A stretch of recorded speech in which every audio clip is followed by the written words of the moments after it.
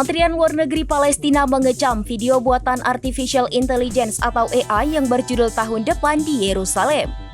Video yang beredar di kalangan ekstremis berbahasa Ibrani tersebut memperlihatkan Masjid Al-Aqsa dibom dan diganti dengan Bait Suci ketiga. Dikutip dari Anadolu Agency pada Minggu 20 April 2025, Kementerian Luar Negeri Palestina menyebut video yang beredar sebagai bentuk provokasi sistematis.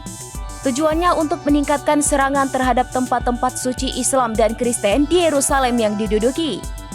Dikatakan bahwa kelompok sayap kanan Israel merasa berani untuk memajukan agenda Yahudisasi dan kolonialismenya di tengah lemahnya reaksi internasional terhadap kejahatan genosida yang sedang berlangsung khususnya di Gaza. Oleh karena itu, Kementerian Luar Negeri Palestina mendesak masyarakat internasional dan badan-badan PBB untuk menanggapi hasutan tersebut dengan serius. Kemudian mengambil tindakan berdasarkan hukum internasional untuk menghentikan tindakan sepihak Israel terhadap Palestina. Sebagai informasi, Masjid Al-Aqsa adalah tempat tersuci ketiga dalam Islam setelah Masjidil Haram dan Masjid Nabawi. Sementara umat Yahudi menyebut tempat itu sebagai Temple Mount karena di sana terdapat dua kuil Yahudi kuno. Sejak tahun 2003, otoritas Israel telah mengizinkan pemukim memasuki kompleks tersebut hampir setiap hari. Belum lama ini, kelompok sayap kanan Israel bahkan menyerukan serangan massal ke kompleks Al-Aqsa.